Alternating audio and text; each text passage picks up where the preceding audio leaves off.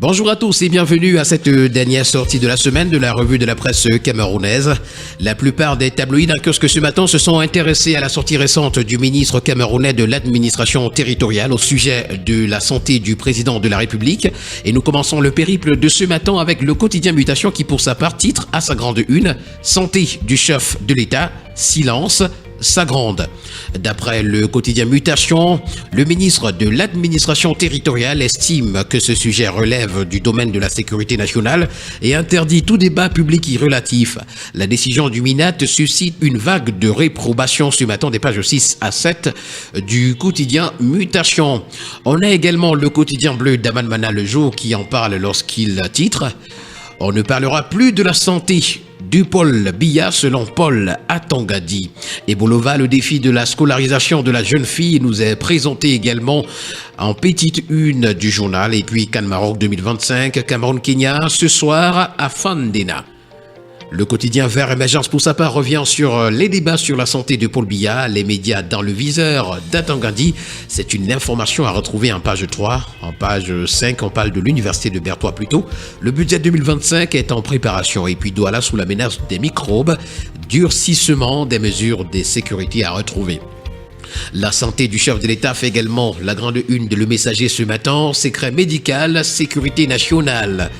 Face aux rumeurs autour du séjour prolongé de Paul Biya à l'étranger, le ministre de l'administration territoriale interdit donc les débats et commentaires irrelatifs dans les médias privés. 29e journée mondiale de la femme rurale, le plaidoyer d'Abena Ondoa nous est présenté ce matin à la page 7. Combattre les obstacles, produit assez pour la fluidité de la politique salutaire de l'import-substitution. C'est donc l'information à retrouver au complet en parcourant les colonnes de Le Messager. Nous continuons ce matin avec le tri-hebdomadaire La Météo qui parle également de médias privés et réseaux sociaux. Tout débat sur l'état de santé du président de la République a été donc interdit. Pour le quotidien L'Info à chaud, l'honorable Jean-Michel Nitu, député, à propos de la menace du ministre de l'administration territoriale concernant le débat sur la santé du président de la République, dit, je cite, « Monsieur Atangadi gagnerait à s'occuper uniquement de ses attributions et prérogatives ministérielles ». C'est une information ce matin à retrouver en page 6, ainsi que l'intégralité de la sortie du député Jean-Michel Nitu. Grave accident également de la circulation sur le tronçon routier Balmayo-Sambelima. Le message de compassion du président Maurice Kamto nous est présenté ce matin à la page 10. Le tri-hebdomadaire La Voix des jeunes, pour sa part, parle de toute autre chose ce matin. Cameroun-Kenya, aujourd'hui un jour de vérité d'après le journal. Les Lions indomptables du Cameroun affronteront les Arabistas du Kenya ce vendredi 11 octobre à 17h au stade Omnisport Amadou Ahidjo dans le cadre des éliminatoires de la CAN Total Énergie Maroc 2025. À la grande une du quotidien L'économie, Tranex, qui est Emmanuel Patrick Vando, c'est une interrogation.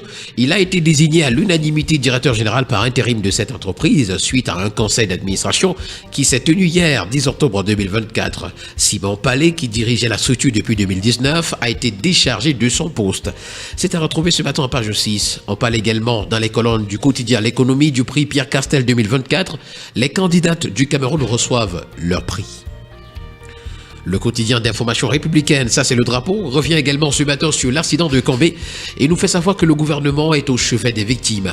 En application des hautes instructions du chef de l'État, suite à l'accident tragique survenu le 9 octobre 2024 à Cambé qui a coûté la vie à 15 personnes, le ministre de l'administration territoriale Paul Atangadi a annoncé une prise en charge totale des blessés lors de sa visite à Sambelima. C'était donc hier le 10 octobre en compagnie du MINFI Louis-Paul Moutazi. C'est une information à retrouver ce matin page 6. Cameroun-Kenya a retrouvé également les hommes de Mac Brice sont prêts à rugir. Le quotidien Econews, pour sa part, ce matin, et comme d'habitude, nous présente deux unes à sa page de présentation. La première nous présente le projet Pirec comme un coup de boost pour l'électrification du Tchad. Et la seconde une s'intéresse au CGA au Cameroun. C'est un pari inachevé pour la formalisation des petites et moyennes entreprises, d'après le journal. Le tri-hebdomadaire Le Témoin qui nous permet de continuer le périple de ce matin, pas d'examen du MinSanté. Nous sommes entrés définitivement dans l'ère Manaouda, nous renseigne le journal. Le ministre de la Santé publique, le docteur Manaouda Malachi, a signé donc le 8 octobre dernier un communiqué de presse informant l'opinion publique nationale et internationale de l'ouverture d'un examen national d'aptitude spéciale. Cet examen prévu pour le 2 novembre prochain concerne les titulaires du BTS, HND, HPD, DCEP en sciences de santé, toutes spécialités confondues. Il met donc définitivement un terme à la longue ingérence du MINSUP dans ce domaine réservé pourtant. Nous continuons avec le quotidien Info Matin qui, revenant sur l'accident de Combé, nous renseigne également que tous les blessés sont pris en charge. Et c'est avec ce journal ce matin que nous mettons un terme à cette sortie de la revue de la presse camerounaise. Merci à tous d'avoir été des nôtres ce matin. Au plaisir de vous retrouver semaine prochaine pour une nouvelle édition. D'ici là, portez-vous bien. Agréable week-end à tous et à chacun.